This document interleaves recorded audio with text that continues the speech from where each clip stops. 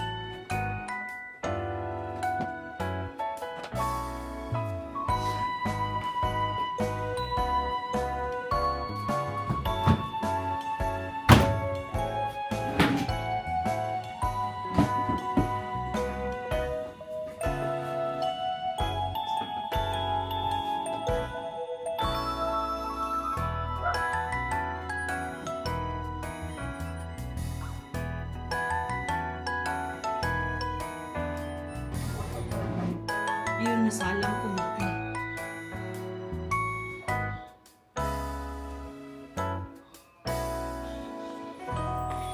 Done na ako sa laundry, guys. I mean, hindi naman done, pero nasalang ko na po siya. So, yes. Usually kasi, hapon or gabi na ako naglo-laundry kasi nga, para masali ko pa yung ibang damit namin. Dahil, syempre, nagagamit pa si Gabriel, si asawa ko. Kasi si kuya at saka si ate, sila na po yung naglalaban ng kanilang labahan.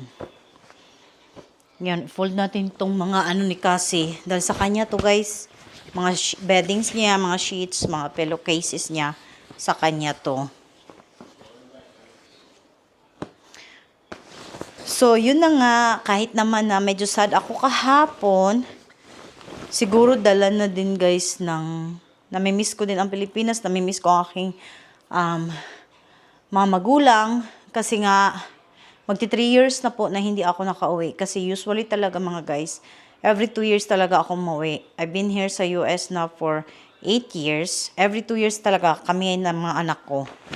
Umuwi talaga kami. This time kasi, alam niyo naman yung process na ginagawa para nga sa asawa ko. Until now, still ongoing pa rin. So, diba, pinagpipray ko talaga na ma-okay yun. But luckily naman na meron na po siyang nakukuha sa kanyang social security. Which is hindi naman din masama dahil sapat yun para sa bills namin at saka sapat para sa pagkain namin. Kaya nga yun, medyo nakakaluwang-luwang, nakapagpatayo nga ako ng bagong apartment. Kaya yun na nga mga guys. Yun nga mga guys, masaya nga ako kasi nakikita ko na yung progress niya. And guys, malapit na po talaga siyang matapos. Kaya sobra talaga ang saya ko at sobrang pasalamat ko sa Panginoon. Lahat ng mga kung anong meron ako, talagang pinapasalamat ko sa Panginoon, guys. And yes, malapit na talaga. So hopefully, no, makabag video ng ang ate ko ng maayos. Kung hindi naman yung yung tita ko ang uutusan ko, guys. So makikita po ninyo yung bago nating naimpundar sa Pilipinas. Sobrang saya ko lang dahil nadagdagan naman po ang ating naipundar doon. Kaya, 'di ba?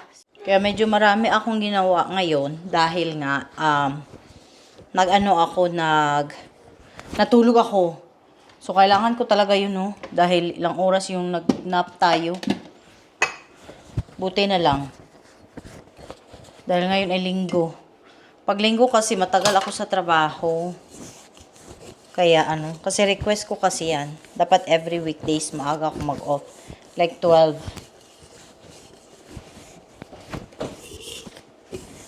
What do you need?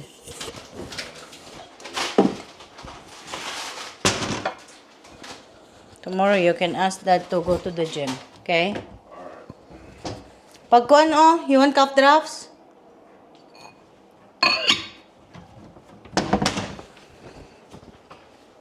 Kasi nag-close yung daw nila, nag-renovate muna. Kaya hindi mo na siya makakapasok sa gym dyan banda sa amin. So dadalhin namin siya doon sa may main street daw. Medyo malayo-layo siya, guys. So tingnan na lang natin na hindi magreklamo ang ating AFAM.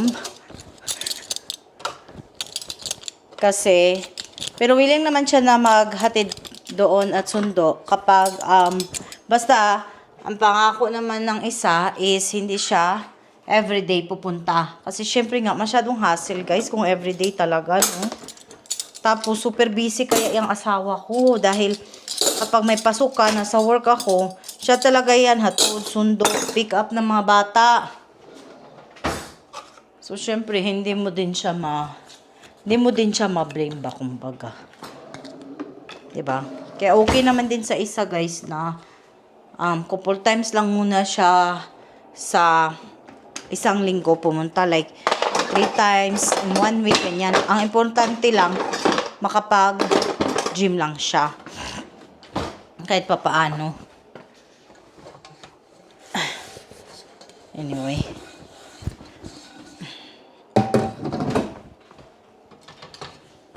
alam mo na, ganyan na talaga kasi syempre tumatanda na din yung asawa ko, guys. Naman pwede na lahat na lang ng gusto namin, yun ang masusunod. Buti na nga lang yung asawa ko, guys, is alam mo ba, matulungin din siya.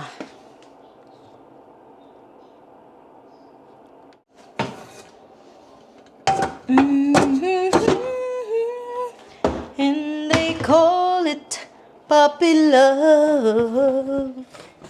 Napansin na ba ninyo? Napansin na ba ninyo na pumayat na ako? Never know. Sure guys ba? Sure. Napansin nyo na ba ang napapansin ko? Charot lang. Ako na ba ito nakapansin, guys? Feeling ko, guys, nagbayat na ako. Diba? Anong sikreto ko sa aking pagpayat? Di ko sasabihin. Aray, nahulog na naman ang ito ko para pagkain bukas. Kasi pagdating ko, syempre work tayo na maaga bukas, guys, no? pagdating ko, actually, wala na masyadong laman yung ref namin dito sa loob ng bahay. Ayan. Asian store, nag-Chinese food kasi kami kahapon. Hindi ko man din nakain kasi sobrang busog ko. Marami pa natira.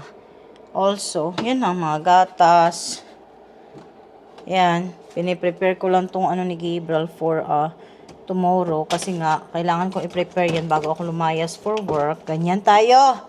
Basta mother tayo, guys. Ito naman yung foodang ko. Para yan sa work. May itlog na tayo dyan. May pa-grapes dyan. Ayan lang yung laman ng ref namin, guys. Napatour. So, tingnan natin kung ano yung ating mato. Para naman, siguro sausage, no? Ito yung freezer. Meron pang tri-tip. Pero hindi ito lulutuin daw ng aking Diyosawa. So, di ko alam. Ano kaya ang magandang anuhin? So, hindi ko alam kung anong... Baka ito na lang, no? Ilabas ko na lang pala to. Chicken ano? Ano to? Chicken thigh na naman. Baka naman chicken breast din, oy. Chicken breast na naman, be. Puro naman tayo chicken thigh. So, guys, mga chicken breast, yan siya. Ayan.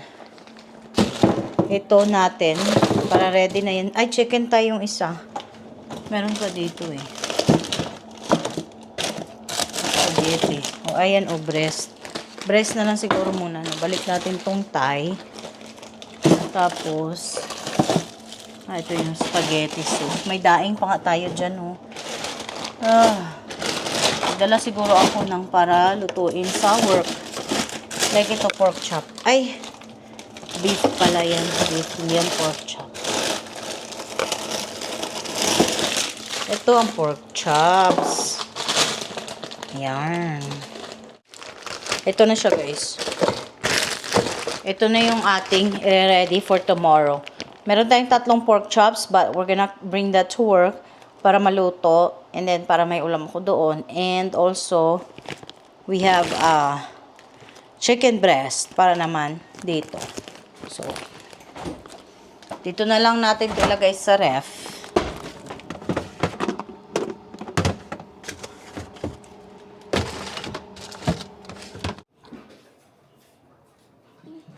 Give me an idea. What should the reward be? Face that way. Showing you. No, you can't move that, baby. Guys, he wants to give me a reward by doing my hula hoop.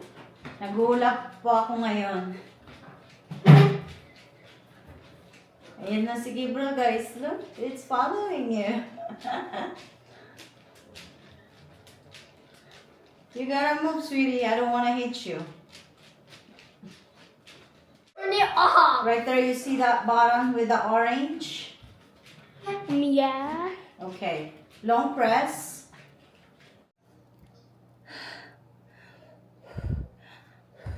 Grabe, pinagpawisan ako. Tapos ang init pa. Tingnan nyo yung pawis natin. So, nakapaghula po tayo at least 18 minutes.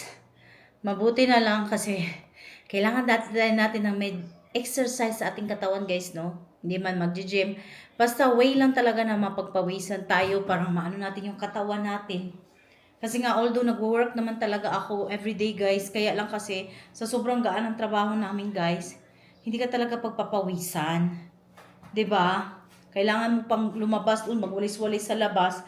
Kaya lang, hindi kasi pwedeng iwan yung kliyente sa loob. So, init. Masarap lang sa feeling na pinagpawisan ka after. Ang ginagawa ko lang, guys, hula hoop lang talaga ako. Para lang wala lang, maano din yung belly ko. Hopefully, may pag-asa pa. Hindi naman super malaki talaga yung belly ko. But, syempre, I had already take out babies from my body 3 times na, guys. So, 3 times na po ako nanganak. Kaya, mahirap na talaga siyang i-get rid of ang fats. But, that's okay. What can you do? Ikaw, mama ka, mother ka na, so there's no need to be ashamed of anything when it comes to the change of your body, diba? But anyway, whew, sarap sa feeling, guys. Thanks God, nakapaghula hoop si Ma'am Shi tonight. Usually, I do my hula hoop this time talaga kasi yan lang naman ang free time ko talaga. Tapos na ako sa lahat ng gawain ko sa bahay. Tapos na ako magpakain sa lahat. Siyempre, hindi ko sila sinusubuan, guys, ha? Hindi ko na sabihin. Tapos ko na silang gawa ng foodang nila. So, it's my time naman na makapag-exercise ako. Kung nagtataka kayo, I don't wear clothes na pang workout. Wala lang, guys, kasi tinatamad na po ako magbihis. Kasi ito na yung outfit natin. Kaya ito na yung dumihan natin at pawisan natin. Of course, I have to change. But anyway, guys, nag-aantay pa rin ako sa laundry ko, guys, no? So, hopefully, bago ako makatulog, malagay ko siya sa dryer. Net.